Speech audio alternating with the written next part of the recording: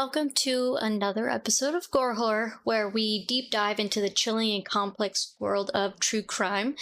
Before I dive into today's episode, I want to remind the listeners that the content may be distressing. Today I'll be discussing violence, trauma, and other sensitive topics related to true crime. If you find these subjects triggering, please take care of yourself and feel free to skip this episode. Your well-being is so important to us. Today we'll be unraveling the harrowing case of Carly Gregg, a 14-year-old whose shocking actions shattered community and raised unsettling questions about youth, violence, and just accountability. So join me as we explore the events leading up to the tragedies, if there was any motivations behind it, and the aftermath that left this just an edible mark on everybody involved. So let's going on it, because it's a haunting right into a darker side of human nature of someone who is a child. So 15-year-old Carly Gregg, who was 14 at the time, she murdered her mother on March 19th in Brandon, Mississippi. Her mother's name was Ashley Smiley. Her mom was searching her room allegedly for vapes. She went in, she shot her mom 3 times, then went out and texted her stepfather, Heath Smiley, acting like her mom, saying, I quote, "Honey, when will you be home?"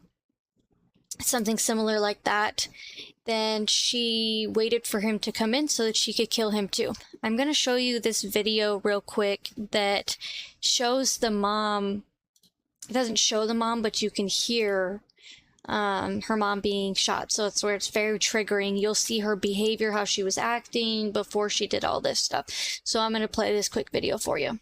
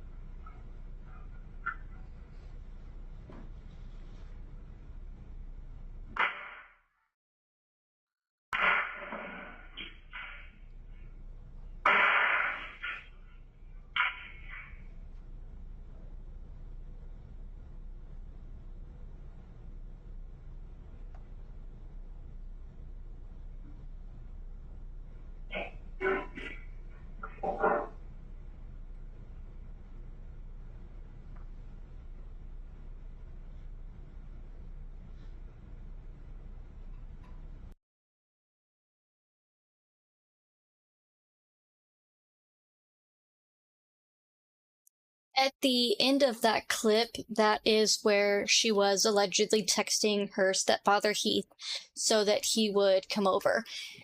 Then she called and invited her friend over.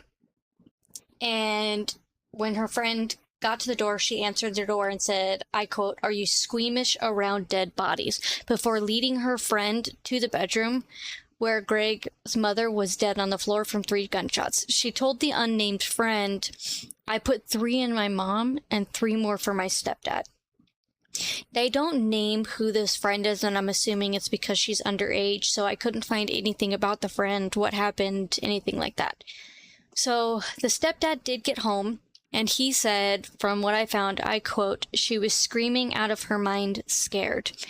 It was like she had seen a demon or something, and my first thought was there was an intruder somewhere, and he thought she was after somebody else." So he searched the house for Ashley and for a potential intruder.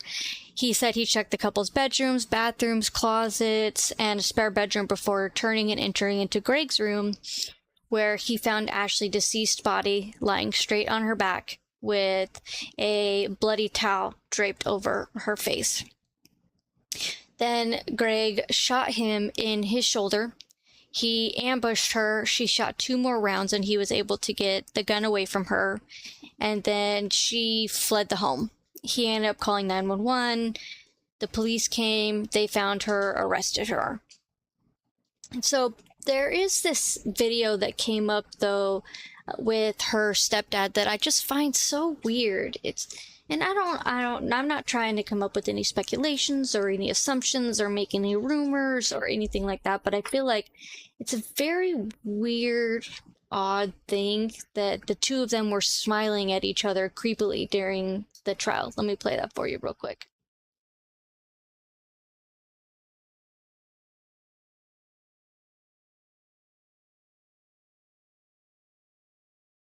Now, I don't know about you, but I just find that a little weird. But again, not making any assumptions, not making any speculations.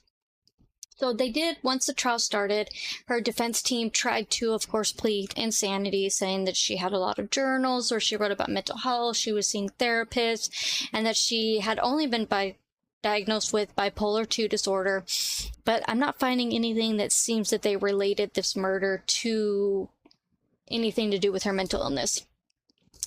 So the sentence was handed down recently on Friday, September 20th.